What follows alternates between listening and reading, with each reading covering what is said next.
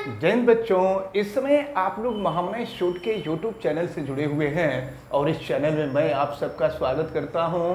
आज हम लोग क्लास 9th से बीएससी फिजिक्स एनसीईआरटी बुक के चैप्टर 8 मोशन के अंतर्गत आज हम लोग derivation of second equation of motion देखेंगे।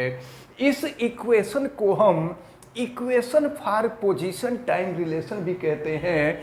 और आपको बताया गया था जब पहला डेरिवेशन हुआ था, फर्स्ट इक्वेशन का डेरिवेशन हुआ था कि कोई ऑब्जेक्ट है जो इनिशियली ओरिजिन पॉइंट ओ से मूव करना शुरू करता है और जब वह ए पर पहुंचता है तो उसकी इनिशियल वेलोसिटी u हो जाती है, यानी यह ओ ए डिस्टेंस जो है u को रिप्रेजेंट करता है।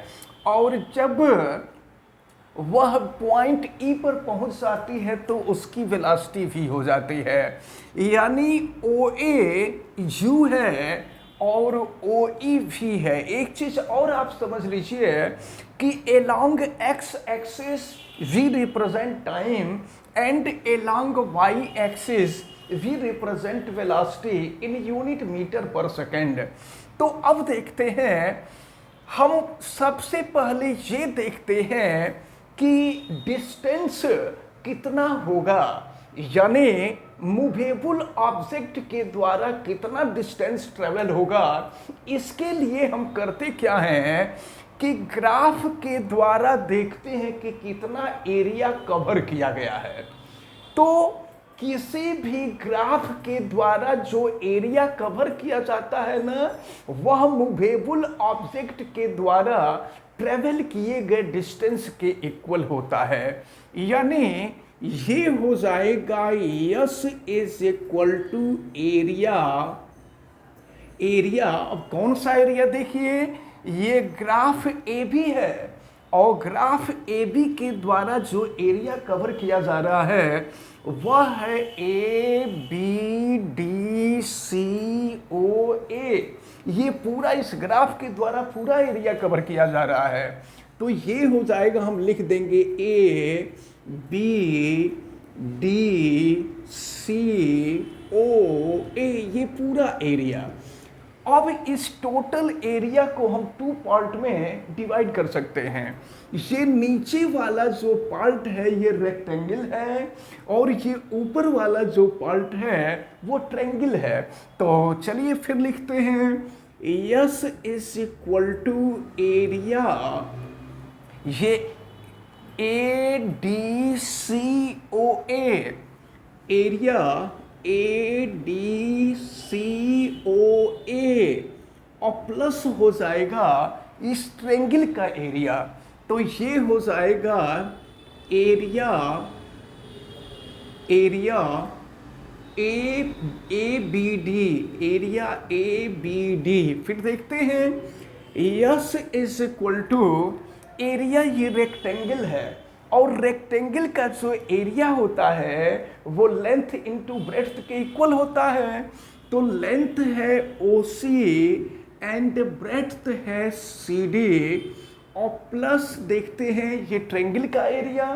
तो ट्रायंगल का area is equal to half into base into perpendicular.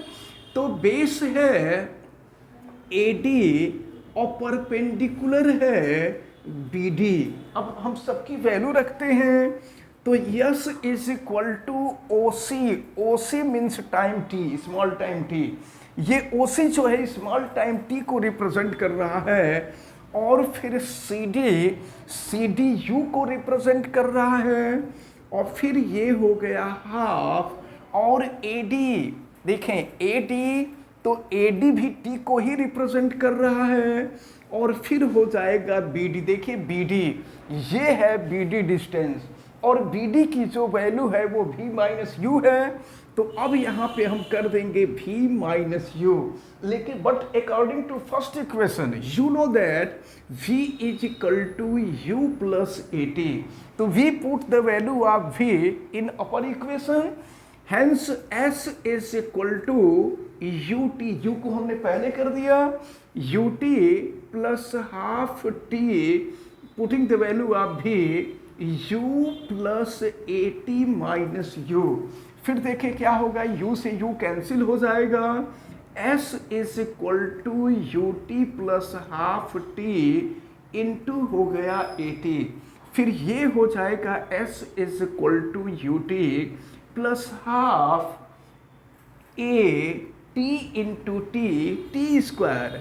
Hence we prove the second equation of motion, s is equal to ut plus half a T का स्क्वायर। चलिए अब हम लोग थर्ड इक्वेशन ऑफ मोशन का derivation करेंगे। और third equation of motion को हम कहते हैं equation for position velocity relation. और इसके लिए अगर हम फिर देखें तो अगर इसको दूसरे शेप में देखें तो इसका शेप ट्रेपेजियम भी है। ये ट्रेपेजियम है तो distance travelled by the moving object is equal to the area covered by the graph A B and this area is like a trapezium. तो हम यहाँ लिख सकते हैं S is equal to S is equal to area of trapezium, area of trapezium, area of trapezium। और देखिए trapezium कौन है, ए बी सी ओ, ये है area of trapezium A B C O. अब देखिए आपको मालूम है कि area of trapezium is equal to sum of parallels half into, देखिए half into sum of parallel side. तो सम ऑफ पैरेलल साइड, एक पैरेलल साइड ओ ए है और सेकंड जो पैरेलल साइड है वो बी सी है, और इंटू होता है डिस्टेंस बिटवीन देम, यानी ये हो जाएगा A D. This is the formula for area of trapezium. अब फिर देखें S is equal to half O A की वैल्यू यू है एंड बी सी की वैल्यू भी है एंड ए डी की जो वैल्यू है वो टी है।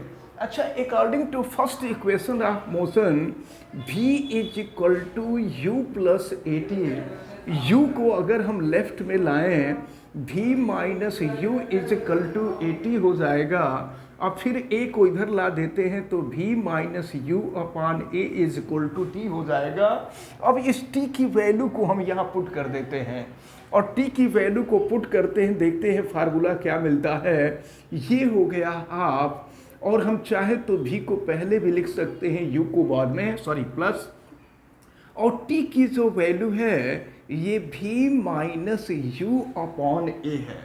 अब देखें फिर क्या होता है, ये 2 इंटू ए इसका क्रॉस मल्टीप्लिकेशन कर देते हैं तो ये हो जाएगा 2a, यस 2 इंटू ए और क्रॉस मल्टीप्लिकेशन हो जाएगा s is equal to v plus u into v minus you.